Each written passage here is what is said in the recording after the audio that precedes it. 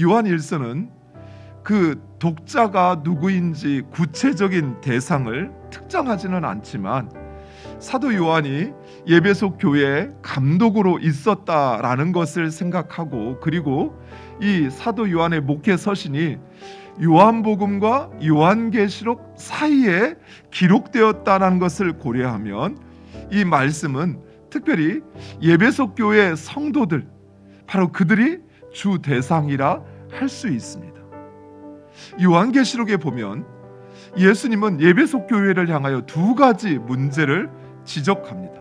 첫 번째는 첫사랑을 버렸다는 것입니다. 그리고 두 번째는 니골라 당의 행위를 따랐다라는 것입니다. 니골라 당의 행위란 이제 구약 성경에 보면 발람의 죄와 연결해서 설명을 하고 있습니다. 즉 거룩한 것과 속된 것을 분별하지 못하고 불순종하여 그 구원의 은혜를 그만 잃어버리는 것입니다. 발람이 하나님의 선지자였지만 그러나 그 하나님의 일과 육신의 일을 분별하지 못하여 하나님의 선지자로서 받은 그 구원의 은혜를 잃어버리고 오히려 하나님의 백성의 적으로 서 있다라는 것이, 즉 이 예배소 교회는 당시 예배소 지역의 그 음란하고 퇴폐적인 세상의 도전의 직면에서 그만 구원의 감격을 상실하고 세상의 문화와 유행에 물들어가고 있었던 것입니다. 세상의 사람들과 달리 하나님의 자녀들의 본질은 사랑입니다. 교회에서 우리가 행하는 그 어떤 봉사든 또는 직분이든 헌신이든 이것은 모두 다 비본질적인 것입니다. 우리는 결코 이 본질, 사랑을 잃어버리고 비본질적인 것을 붙잡아서는 안 돼요. 여러분이 교회에 오기 시작한 이유가 봉사 때문에 온 거 아니잖아요. 직분 때문에 온 거 아니잖아요. 바로 그 하나님의 사랑을 알아서 온 거잖아요.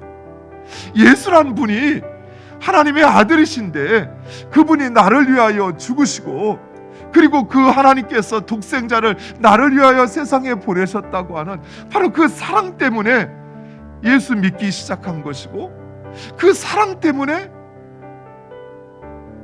하나님을 예배하며 그 사랑 때문에 봉사하기 시작한 것이에요.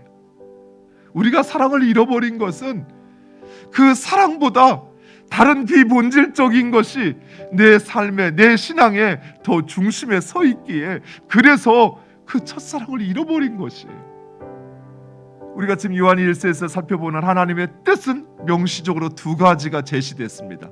첫 번째는 사랑하는 것, 나를 사랑하고 내 가족을 사랑하고 내 이웃을 사랑하기 위하여 구하는 것.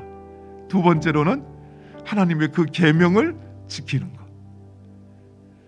내 가정 가운데 하나님의 계명을 지키기 위하여, 내 직장 가운데 그 하나님의 계명을 지키기 위하여, 내가 하려고 하는 일 가운데 그 하나님의 뜻, 그 계명을 말씀에 순종하기 위하여 구하는 기도, 그것이 바로 하나님의 뜻대로 구하는 것입니다.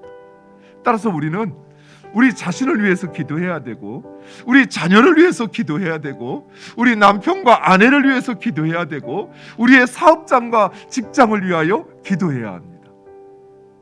그것을 향한 하나님의 사랑이 충만하도록, 그 속에 하나님의 계명이 순종되어지도록 기도해야 하는 것입니다. 특별히 하나님은 우리의 중보 기도를 들으신다 말씀하십니다. 그래서 우리는 실족한 형제들을 위하여 기도해야 합니다. 형제를 위한 중보 기도는 바로 우리의 형제를 향한 하나님의 뜻이요 사랑입니다. 사랑하는 성도 여러분, 세상 그 어떤 유혹과 시험에도 타협하거나 그것에 물들지 마시고 우리의 정체성을 지키시기 바랍니다.